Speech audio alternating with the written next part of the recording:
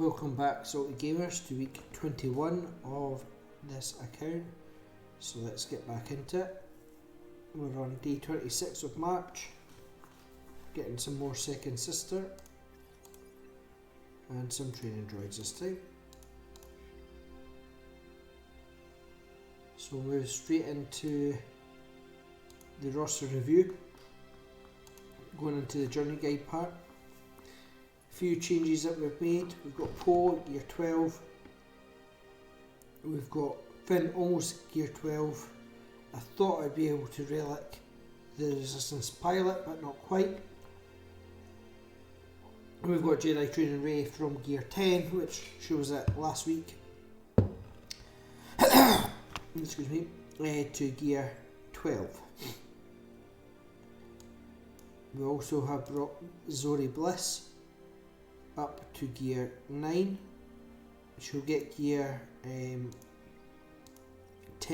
up to Gear 11 when I can afford the gear, when none of these other characters that I'm currently bringing up need the Carbantis, because they're the priority. So it doesn't look like BB-8 needs them, and Finn only needs the back to jail.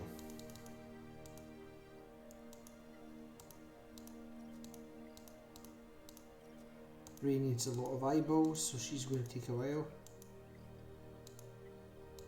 Han's not getting brought up. We've also 7-star Trooper, so that's him done. We'll start working on these eventually, once we finish up on the ships. So onto the ships. Almost got a 5-star Millennium Falcon for Rey. We're still working on Poe's. We finally got Lando's at 5-star, and I've activated the Hound's Tooth. We're 40 shards into the Ebon Hawk. Looking at the favourites then, so these are going to be the next characters that we build up. These are all our pilots. So that will be where my focus goes, at least to Gear 8 them. Mainly Bossk, because I want to bring Bossk up and get his ship, because that's, if we could get a defensive wall on our fleet to hold the aggro of the ships, hopefully the other ones could mop up. So I've also brought up Empire characters. So if we go to here, we have 1, 2, 3, 4, 6 7-star Empire characters now. So we'll be able to go hopefully finish off R2-D2. As far as First Order is concerned, I brought First Order SF TIE Pilot up to level 85. I should probably only taken him to 80, so overspent on him, but it allowed me to get through the Places of Power event for the Jedi Shards, so that helped massively.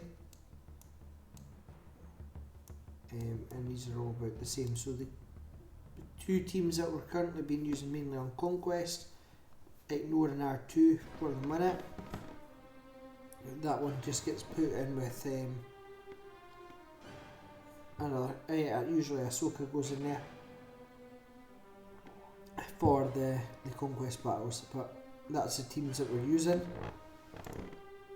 Cantina Farms, only Karth's node so far, but there are updated Cantina Farms that we're going to be doing. Hard node farms are the same, they've been updated to reflect what we're currently doing. So I'm just going to fire some shards into here, hopefully we get the... So I've still been doing the hard reset on the ship node, so that's us got our 5-star Millennium Falcon. So ideally all we really need is a 5-star ships. We need a 5-star Houndstooth and a 5-star Ebon Hawk, and we could do the first part of the Radis event. So we're finally starting to get closer to actually doing the event. So start getting shards into the Radis. We only need to get 145 shards, so 80 from the event, then build up the other 65 through either crystals or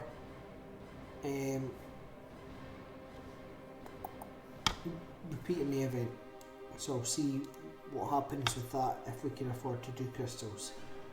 So our next ship hard focus on ships will be this one. So I'll do hard resets on this ship now on normal energy and bring this one up to 5 stars. Hopefully sooner rather than later. Plus when we've got a 5-star Houndstooth and even a Gear 8 Bosk at 2 stars, we'll be able to start getting a lot better in fleets, even at least in the fleet battles. So that's Millennium Falcon up to 41,000 power. Once I gear 12 these 2 pilots as well, that'll become quite formidable. Not as formidable as maybe other characters or other fleets, but in terms of our ships, it'll be a lot better. So we're almost finished Lando as well. I'll just go ahead and activate Karth.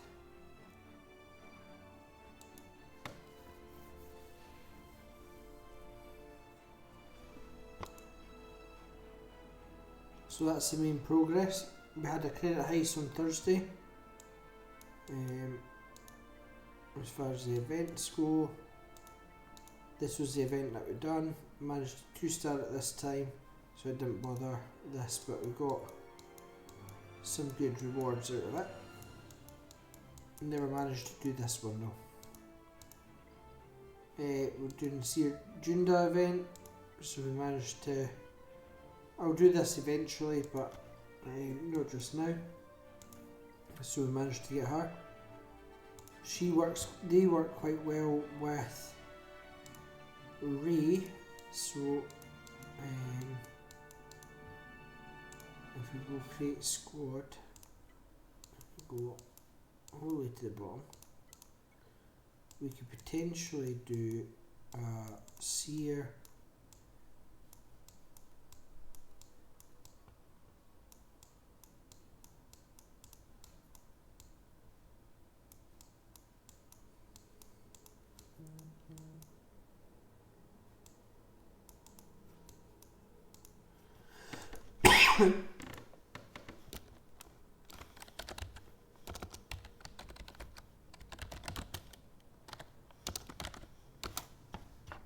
So we could potentially do that. That will allow us to utilise Rey in another team as well, for a wee bit of a change, maybe even on Conquest if there's any Conquest feats etc. to be done, and it uses up some other characters. So we will potentially add in Ahsoka into our shop farms at some point, maybe even a Territory Wars team. We might get some good holds or plays with that team. So that's what the main focus of the farms are currently. Oh, and we unlocked Grievous as well.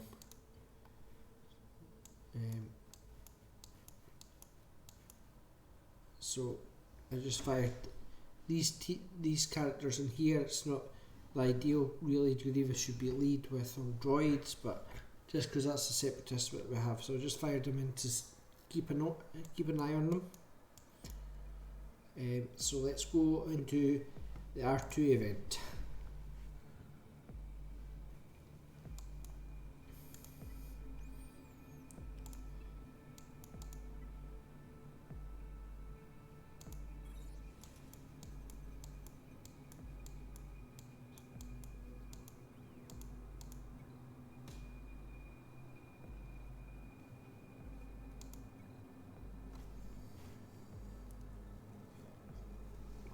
The reason I'm doing the R2 event is it will help us do a potential team with R2 in it for Jedi Training Ray with BB-8.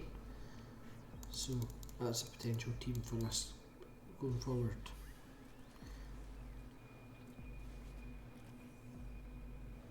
Now I don't know if this team will be strong enough to get through this event, but we'll soon see.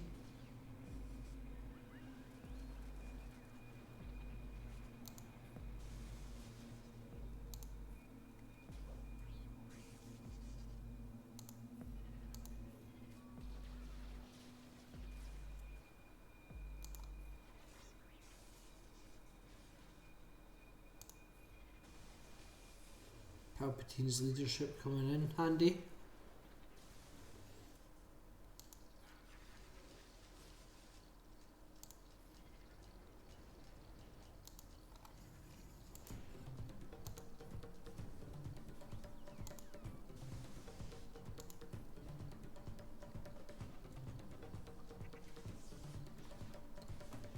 Yeah, we'll be able to do this.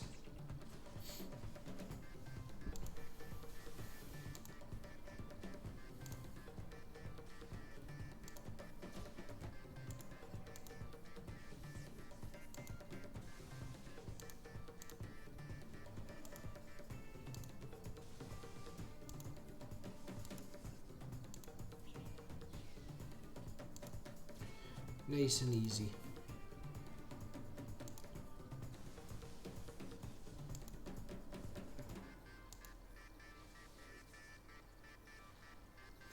Just like that.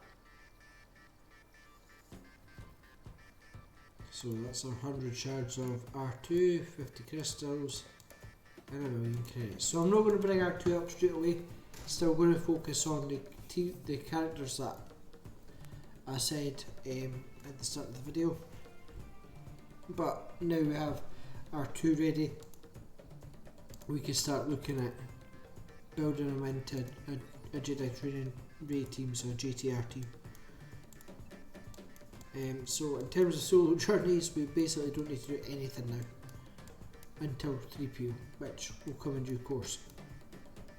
We'll still focus on these three at some point, and of course Beskar, Mando and CLS will be our top priorities, finishing off both Yoda and Thrawn. We've got General Kenobi unlocked, and we've got Han 7 stars now, and we're not too far off getting Traya, but we can't get Traya on this, on our current guild until we start being able to clear it. Let's just have a wee look at the guild stats now. Tommy coming in with a whacking 15 million damage, followed by my alt account, Big Man Lou with 1.3, and then the rest of us slowly building in. So I managed to get 600,000 damage. It was only the one battle, so it's not too bad on that raid. And then almost 2 million damage with the Jedi Training Ray team on the Triumphant raid. Bear in mind it is only the 6-star raid, it's not the full raid.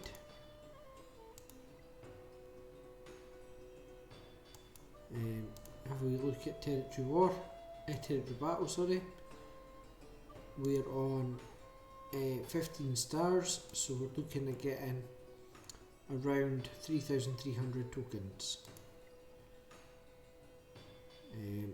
If we look at how we're doing, we've progressed a lot further this time round compared to the first one. So we've managed to 1 star here, and hopefully we'll get another star in here, and that will give us our 16 stars for this run around. Let's see if I could check what our previous record was.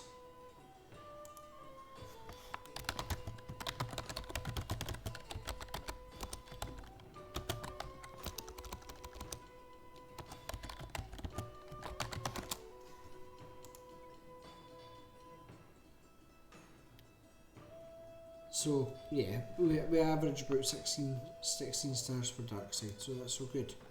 So we're slowly getting there. So Tommy's doing a lot of damage on the raids. Now I just want to check what his roster is, what he's building. So my guesses are that he's using his clone troopers. So apologies Tommy if you watch the videos and I'm showing off your roster, but you're doing impressive damage within the guild.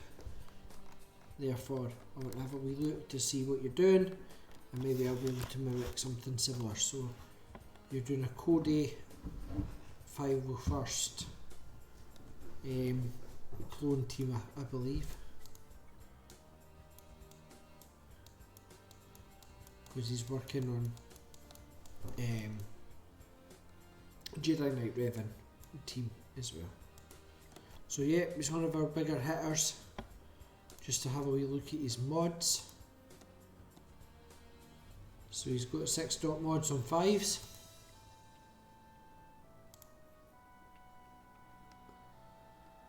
5 dot mods on Rex, and this is a good mod setup in the sense that if not for anything else, he's got 2 sets. So he's got his speed set and he's got his health set. So the main thing he's looking for is his primary stats. He's pushing speed where he can. He's got his speed arrow, well, his crit avoidance, but 4 speed on that. But they're obviously doing the job because he's getting the damage numbers on the raid. So he's 6 dotting. Anything that's got gear 12 on, he's getting a wee 6 dot on it, so he's doing well. That's a good indication of his good use of his mods.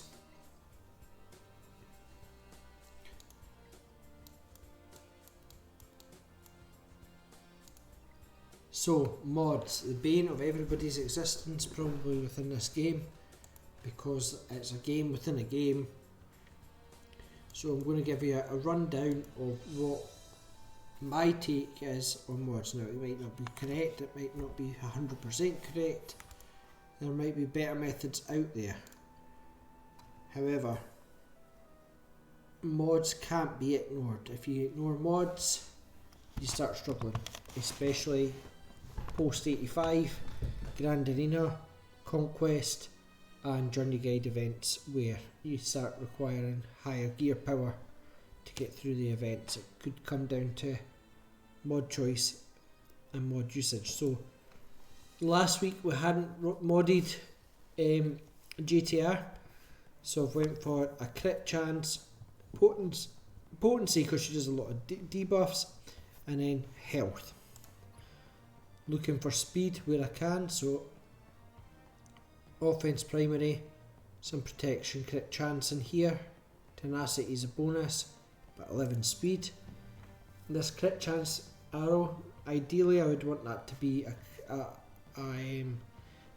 speed arrow, so the primary would be speed, but instead we didn't have that at the time, so I've went for a 5 speed arrow.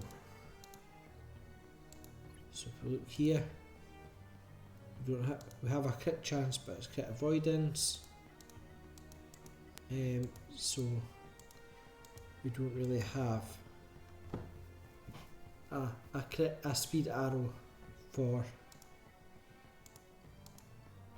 crit chance. So the only speed arrow that we've got is defense. On to potency, so offense triangle with some speed on it. Defense, this one, diamond always comes in defense, but we've got some protection, health, defense, and some speed. So it's good secondary stats for the health mod, in my opinion. Then we've got potency cross, or a potency mod, helping us land the debuffs, which I'll showcase shortly. And we've got protection, crit chance again, health and speed. In our crit chance mod, protection to help with that bulkiness, because she sort of becomes an off tank, an evasion tank, so we don't want her to get hits landed, and if she does, she's got plenty of protection. We've got crit chance, 13 defense, 5 speed, and a wee bit of offense. Bringing her in at 29k health, 43k protection, 178 speed, and our crit chance is at 65% so far. And it seems to be working well.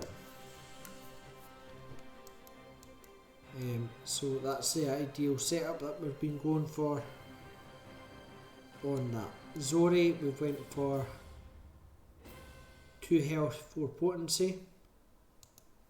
I think that was just because that's what we had at the time. Ideally, I believe I would want to do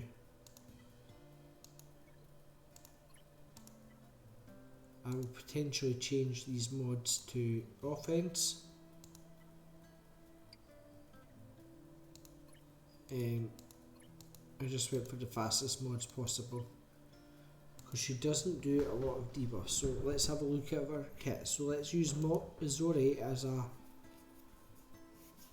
project for us to change the mods from mods over.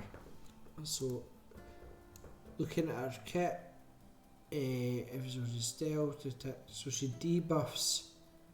This attack can't be evaded and dispelled. Dispel all buffs on the target enemy. For each buff dispelled, will recover health, so she doesn't put a debuff on that. This causes mass assist. So this attack deals plus 30% damage for each exposed. Triggered, stacking up to 300%. If Zori is stealth, inflict healing immunity on target enemy for 2 turns. If target enemy is exposed, stun them for 1 turn. If this ability defeats the enemy, expose all enemies for 1 turn. So this is why I put potency on, just because I had potency, so I used potency to sort of boost getting that health immunity on. However, I don't need potency sets. I could change that to an offense set with potency secondaries, and it would do a similar job, and should hit a lot harder. And that's just more of a support role. So ideally what I would want to do is come in here, go into filters, unassigned, offense, and we're looking for primary stat with potency, of which we have none. So if we don't have that, let's see if we could have potency so as a secondary. So we've got a crit chance triangle with speed, potency, and defense. So we would probably want to put that on ideally. So what I'll look for when I'm doing my offense mods is to get potency where I can, and change out some of these mods for ones with potency. So that's the main idea behind mods. Nice and simple. If you don't need to go that in depth, you can if you just want to cruise on by without going too much in depth. Just match the shapes, match the symbols. For those that don't know, the game does tell you, but it just brushes over it. So each mod has a set bonus. Set bonuses are down the bottom here. Once you have the set bonus on the mod table, it'll appear down here, and once you get them to level 15, it'll golden them. So you see here when you click on a offense mod, it'll tell you. So potency will tell you 2, set bonus 2, so you need 2 of the potency mods to get the set bonus. And then offense is a set bonus of 4, so therefore you need 4 offense mods to get that set bonus. Tenacity 2, so the only ones that are 4 are speed, offense, and crit damage. crit damage. Everything else is a 2 set bonus. Defense, tenacity, potency, crit chance, etc. So that's the best way to do that if you're not doing anything else. If you want to go more in depth, what you can do is set up a...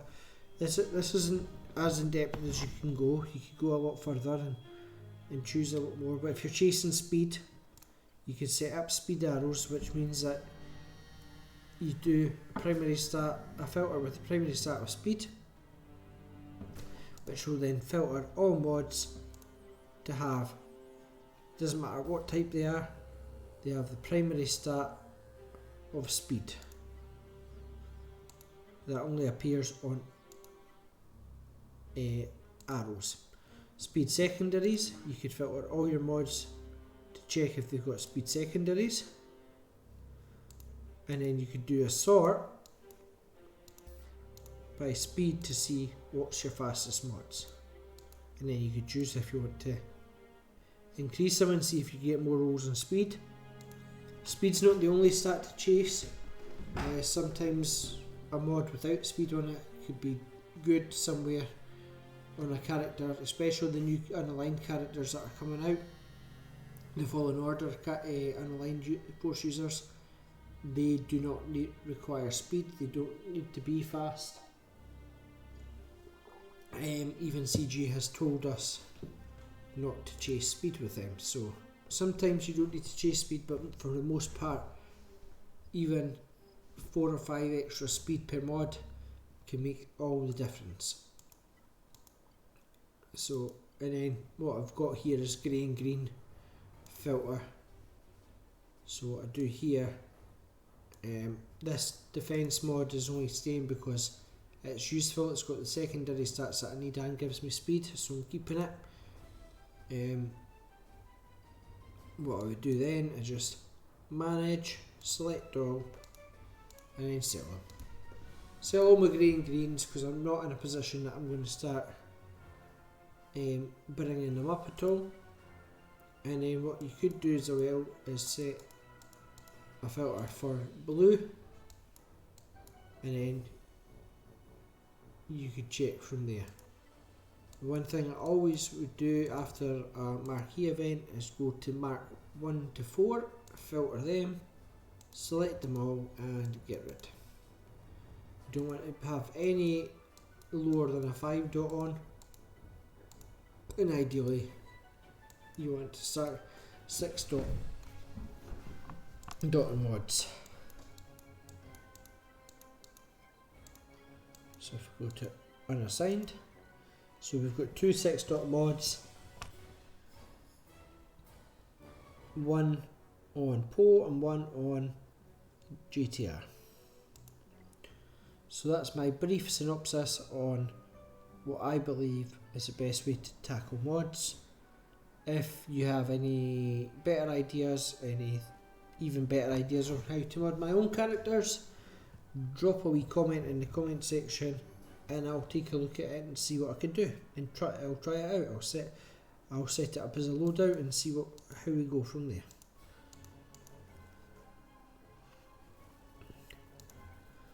So I'm not going to go through all the dailies today. It's just a brief overview. I'm going to give you a wee showcase of our new up and coming team. So we've hit rank 94 in fleet, so we finally broke into the double digits. I would highly recommend setting up a better dark side fleet initially with geos, really pushing them more than I did with this account, because we're missing out on so many Zetas per week that's sort of keeping the account behind. So if you're following this journey and doing it yourselves on your own accounts, I highly recommend that. Even if you pick this up months from now and decide to follow me and do the same event, you'd start off with going for Jedi Galactic Legendary. Definitely focus on the dark side fleet as your main fleet first, and then as you pick up the other ships. and keep them on the back burner as opposed to your primary fleet. So I'm just looking for a team here.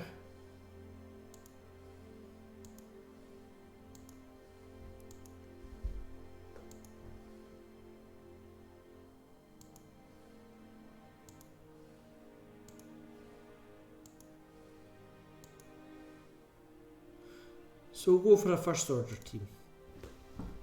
Why not? It's the opposite of the faction that we are. So this is the team as it is. So we've got Gear 11 going on Gear 12 Finn, lead with GTR. The only reason I'm not using GTR in the leader slot is because Zori's bonuses come when the leader is not basically a force wielder. We've got Poe because she synchronises with Poe, and we've got Chewie because Chewie is a smuggler, so he gets health steal from Zori's unique. We've got 2 tanks, so it helps with them. So first move is to fire on the taunt from Poe, gives us an expose, straight on GTR, bring in Chewie, got that health immunity and buff immunity on, flick on the taunt, and we'll get rid of Sith Trooper first, mass assist, okay, never quite got rid of him, but Chewie finishes the job. Now we can start working on the rest of them that we're not getting an assist. So just heal immunity him, want to get rid of Hux now, because he could call mass assist.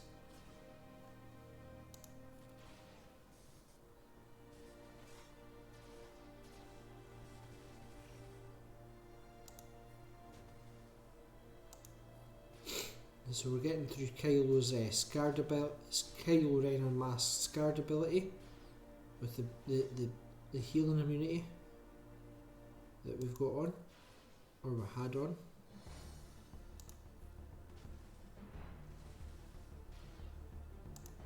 Just stun him. Get the expose up, heal up a wee bit. So Poe's struggling here, so what I'll do is do the middle of that and bring him in, get rid of his debuffs, and I'm going to try and delete Kylo.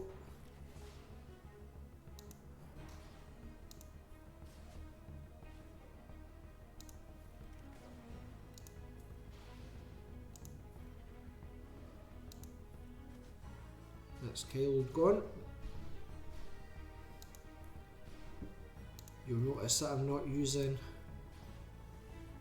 focusing on Kylo Ren on mass because he does the least amount of damage. He usually just tanks it. And it's pretty much over now. And that's the team. So we're doing not too bad on that front. Down to 622. 3-star Zori coming in handy for this composition. Is it the best composition? Not at all.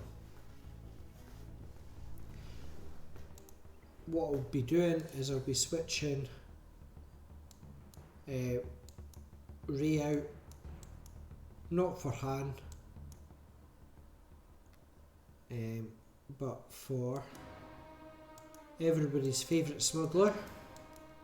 That's not Han or Chewie. Hondo Ohnaka. So he's going to be our scoundrel smuggler that fits in with Zori's team, or Finn's team with Zori, when we move GTR into this team or this team. So that's the plan. So plan of attack for next week. More of the same. Going on to the journey guide. I think I selected Rey again. Yes, I did. So Hopefully I'll get Finn to gear 12. Keep pushing the ships. Main goal for the ships is to have Houndstooth at 5 stars or close to. And just keep pushing these ships up. Hopefully we'll also have Ebon Hawk, so Cantina and Hard Road Farms will be pushing as much as we can. So just fire that on and out. So 3 more shards, happy days. We're not doing any refreshes on Cantina. We're saving our crystals for our hard refreshes on our hard mode farms. So that's that. Once we get Ebon Hawk to 80, we'll then go to T3, unlock him, or unlock the droid, because he's a droid, and then come back to farm up the ship, because then we'll have both pilots unlocked and we could use them, use the ship. So have a look. Let's have a wee look at the abilities. So deals physical damage to the target and dispels all buffs on them. Deals 10% more damage for each ally with chaff on them, which makes them immune to target lock. Scramble Scanners deals damage to target enemy, inflicts buff immunity, so that could help stop Bosks, Bosk walls, dispels target lock from all allies and grants him chaff for 2 turns. This attack gains 10% critical chance for each other cargo ship ally, which funnily enough, if we look at cargo ships, we have 1, 2, 3, 4 cargo ships that we'll be using within our fleet for the Radis. And then we've got our basic attack, which deals physical damage to the target with a 50% chance to get attack again, and grant another random buffed ally 5% turn meter for each attack. And then Ebon Hawk has 50% chance to gain foresight for 1 turn each time it is critically hit. It has 5% defense for each other ally, doubled for cargo ship allies. All allies have 10% potency, and Ebon Hawk gains 10% turn meter each time it scores a critical hit. So hopefully that works out good. Its reinforcement buff dispels target lock from all allies and grants them chaff for 2 turns, and it also at 3 it'll dispel all buffs on all enemies, which is good. So that's that. And for those that don't know about Houndstooth will literally just be a wall. So it gains 7% protection up for 2 turns whenever it takes damage from an enemy's attack whilst not taunting. It's 50% tenacity and gains 25% turn meter whenever another ally takes damage from an enemy's attack. Attack that deals damage multiple times will not trigger these effects. While Houndstooth is active, breached enemies have minus 25 evasion. There's taunts, so inflicts breach for 3 turns, which can't be evaded. And it gains taunt for 2 turns. And this is just a basic, which dispels all debuffs on Houndstooth. Houndstooth recovers 10% health if it has taunt. So it's a literal wall that sits there and just holds its ground. So that's the ideal fleet. We might not use Ahsoka once Star Fortress is up, but for the most part we're using, right now we're using these 2 Rey's Millennium Falcon, Resistance X-Wing, Pose X-Wing, and Ahsoka, but what we'll be doing is having Houndstooth instead of Geos, so we'll use 2 Geos plus them. So when we take 2 Geos out, it will be Houndstooth and Lando's Millennium Falcon, or Houndstooth and Ebon Hawk. Once we unlock the next reinforcement for Home 1, we'll add in 1 more of the fleet, and then the Star Fortress in at the end. For our First Order fleet, we're still working away on these. So Kylo Ren's command shuttle is going to be the longest, but we'll get there. Bounty Hunter wise, we're getting Razor Crest, but we're going to need Xanadu Blood and Slave 1 for the finaliser when we finally do that. And then our Geo ships are the same, no change there. So that's the plan of attack for the next week, and going forward basically just work through all these characters in gear 12 of them. Once they're gear 12, work on their gear 13, but it'll be a slow drag to get them to gear 13 until we can get the fleet battles opened up, and then the main farms are for ships. Once the ships are done, it should be hopefully smooth sailing. As soon as one hard mode farm is finished, or these are all gear 12 that we need, we'll then move on to start farming the other characters, starting with the Finn and Poe brothers, Resistance heroes. Do they two first, picking up Rose and Amilyn where we can, and then that's it. So it's only 3 more characters to 7-star, and then just gear, constant gear until everything's complete, and hopefully it should all come together around the same time. So hit that like button, comment, subscribe, all that jazz, and I will catch you on the next one. Remember, stay salty.